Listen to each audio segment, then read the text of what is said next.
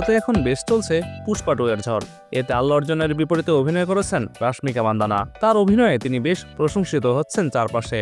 এরই মধ্যে এই অভিনেত্রী ভক্তদের চমকে দিয়ে সুখবর দিয়েছেন নতুন সিনেমার, যার টিজার হয়েছে প্রকাশ।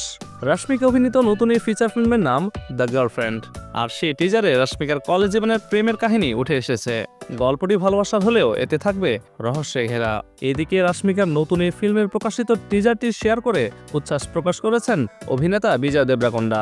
রাশমিকা মান্দানার প্রশংসা করে তিনি ক্যাপশনে লিখেছেন, রাশমিকা অনেক বড় বড় অভিনেতার জন্য সৌভাগ্যের, কারণ তিনি অনেক তারকার সঙ্গে জুটি বেঁধে বক্স অফিসে সফলতা অর্জন করেছেন। একজন অভিনেত্রী, পারফর্মার এবং তারকা হিসেবে সে অনেক বড় একটি স্থানে গেছে। কিন্তু রাশমিকা স্বভাবে সেই একই রকম রয়েছে, যাকে আমি 8 বছর আগে সিনেমার সেটে দেখেছিলাম। রাশমিকা মান্দানা এখন দ্য গার্লফ্রেন্ড ফিচার ফিল্মের মুক্তির জন্য প্রস্তুত রয়েছেন। রাহুল রবীন্দ্রন পরিচালিত এই ফিল্মে রাশমিকার পাশাপাশি অভিনয় করেছেন রাও রমেশ, রাহিনী সহ আরও অনেকে, এবং ছবিটির বিশেষ চরিত্রে অভিনয় করেছেন আনু ইমানুয়েল।